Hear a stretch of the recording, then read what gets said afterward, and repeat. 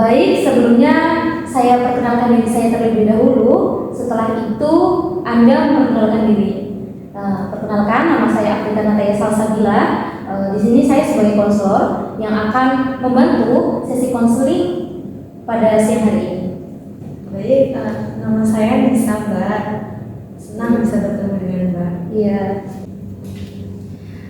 Jadi Mbak Nisa, izinkan saya menjelaskan bahwa sesi konseling ini bersifat rahasia.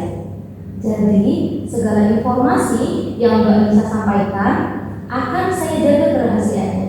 Dan tujuan kita di sini adalah untuk membantu Mbak Nisa melihat permasalahan dari sudut pandang yang berbeda dan menemukan solusi terbaik. Bagaimana Mbak Nisa? Baik Mbak, saya bersedia mengikuti sesi konseling pada siang hari ini. Oke, Mbak Nisa, bagaimana perasaan Mbak Nisa hari ini? Apa yang ingin Mbak Nisa ceritakan untuk kali ini?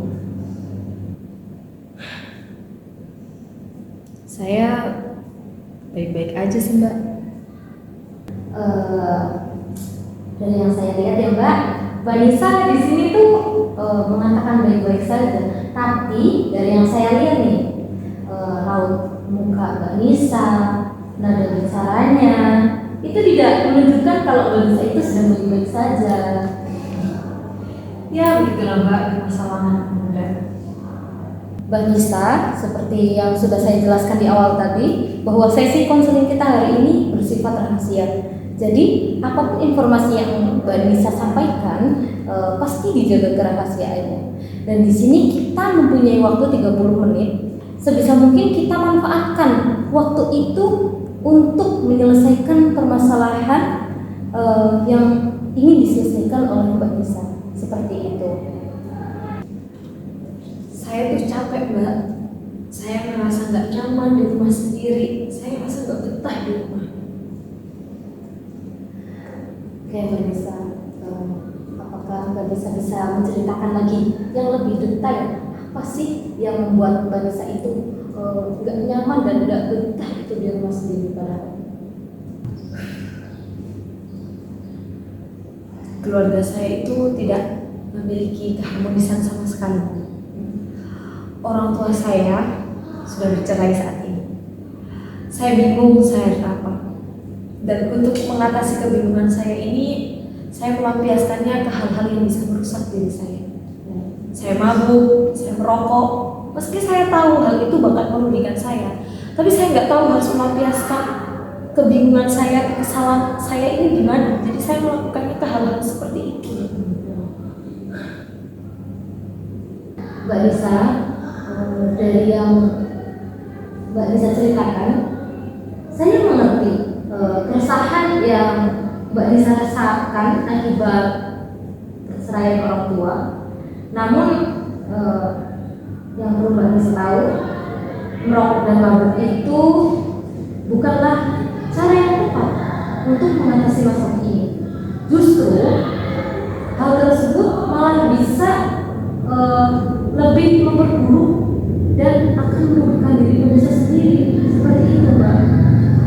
Saya tahu Bu, kedua hal tersebut bakal merugikan saya. Iya. Tapi saya merasa tenang, saya merasa kalau saya tuh lebih tenang kalau saya melakukan kedua hal itu, meskipun saya tahu konsekuensi yang harus saya tanggung. Setidaknya saya bisa menghilang dari kepedihan yang saya rasakan. Mbak Nisa, saya sangat memahami bahwa Mbak Nisa itu sedang berada di fase yang sangat berat. Untuk itu, mari kita bahas permasalahan ini lebih mendalam. Kita cari akar permasalahannya. Kita cari solusi yang lebih sehat untuk mengatasi permasalahan ini. Bagaimana Mbak Nisa? Baik Mbak, saya setuju. Baik Mbak Nisa, kita mulai dengan beberapa pertanyaan ya.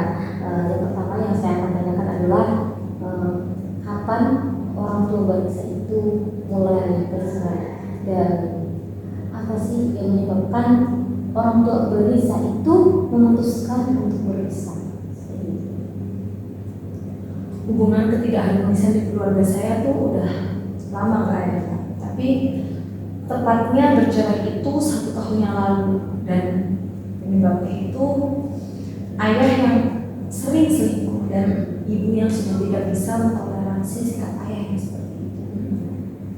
Dari nada bicaranya Mbak Nisa pun saya dapat merasakan kepedihan yang sangat mendalam. Rasa marah Mbak Nisa, rasa kecewanya Mbak Nisa terhadap ayah Mbak Nisa. Tapi tolong bisa Mbak Nisa ceritakan lebih lanjut lagi bagaimana perasaan Mbak Nisa seperti ini. Kalau untuk perasaan saya marah, saya kecewa, saya bingung, saya sedih. Karena ayah yang seharusnya bisa menjadi sosok yang menginspirasi, mengayomi saya, malah menghancurkan keluarga saya. Saya bingung di sini, Mbak. Saya merasa tidak punya pegangan lagi. Baik, jika saya ringkas, untuk permasalahan kali ini adalah orang tua Mbak Nisa itu bercerai sekitar 1 tahun yang lalu, dan perceraian itu disebabkan karena orang tua Mbak Nisa, terutama ayah itu selingkuh, dan ibu merasa lelah menghadapi sikap ayah yang demikian. Dan Mbak Nisa juga merasa kehilangan pegangan hidup, sehingga Mbak Nisa merasa marah, kecewa, dan lain sebagainya. Dari apa yang sudah saya jelaskan, apakah ringkasan saya sudah tepat, Mbak Nisa? Ibu meringkasnya dengan sangat baik. Mbak Nisa, untuk membantu saya memahami situasi Mbak Nisa yang lebih jelas, bisakah Mbak Nisa ceritakan, bisakah Mbak Nisa jelaskan mulai sejak kapan Mbak Nisa itu merokok dan mabuk, dan mungkin ada pemicu yang mendorong Mbak Nisa melakukan hal tersebut. Bisa Mbak Nisa ceritakan? Kalau untuk merokok dan mabuknya sendiri itu terhitung sejak 6 bulan setelah ayah dan ibu bercerai. Awalnya itu teman-teman saya yang terlebih dahulu merokok dan mabuk itu mengajak saya untuk melakukan kedua hal tersebut. Alasannya karena mungkin saya bisa lebih tenang setelah melakukan hal tersebut.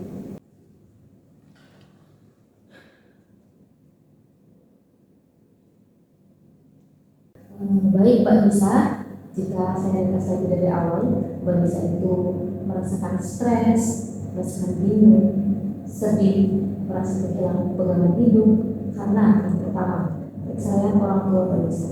Nah, perceraian orang tua itu disebabkan karena ayah Mbak Nisa yang selingkuh dan ibu yang sudah tidak tahan menghadapi sikap kalian yang demikian.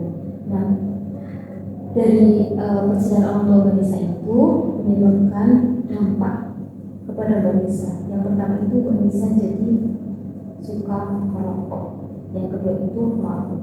Ternyata dari merokok dan mabuk ini bukan hanya perceraian saja yang menyebabkan Mbak Nisa melakukan hal tersebut, namun ada dari ajakan teman Mbak Nisa yang sudah terbiasa melakukan hal tersebut, yaitu merokok dan mabuk. Apakah ringkasan saya sudah tepat? Tepat sekali, Mbak. Sepertinya ajakan teman itu sangat berpengaruh di saya. Baik Mbak Nisa, di sini saya memiliki 2 saran. Yang pertama, jika Mbak Nisa menetap pada hal-hal tersebut, yaitu merokok dan mabuk, Mbak Nisa ini berada di ketenangan yang sementara. Selain itu, bisa merusak diri. Selain itu juga efek jangka panjang. Maksudnya seperti apa? Sakit, merusak organ diri, dan lain sebagainya. Saran yang kedua bisa saya sampaikan ini, yaitu meninggalkan hal demikian, meninggalkan rokok ataupun mabuk. Nah, bisa diganti dengan melakukan hobi Mbak Nisa, bisa dengan kenalan dengan orang baru yang lebih positif, dan yang paling penting adalah mencoba untuk berdamai dengan keadaan, karena bagaimanapun itu adalah kedua orang tua Mbak Nisa. Jadi harus coba untuk bisa berdamai dengan hal demikian, seperti itu Mbak Nisa. Nah, silahkan Mbak Nisa pertimbangkan dengan baik semua saran yang saya berikan kepada Mbak Nisa, seperti itu. Baik Bu, saya akan mencoba mengurangi aktivitas-aktivitas yang bisa merugikan saya, dan seperti saran Ibu, saya akan menggantinya dengan hal-hal yang lebih positif. Terima kasih Bu untuk saran yang sangat membangun bagi diri saya sendiri. Saya ucapkan terima kasih kepada Ibu. Baik Mbak Nisa, semoga dengan keputusan yang Mbak Nisa ambil bisa menjadikan Mbak Nisa menjadi pribadi yang lebih positif. Gitu. Berhubung kita sudah di penghujung sesi, saya ucapkan terima kasih atas kerjasamanya di sesi konseling kali ini. Gitu. Saya yang terima kasih kepada Ibu dalam sesi konseling ini. Ibu banyak membuka pikiran saya. Ya, dengan senang hati Mbak Nisa.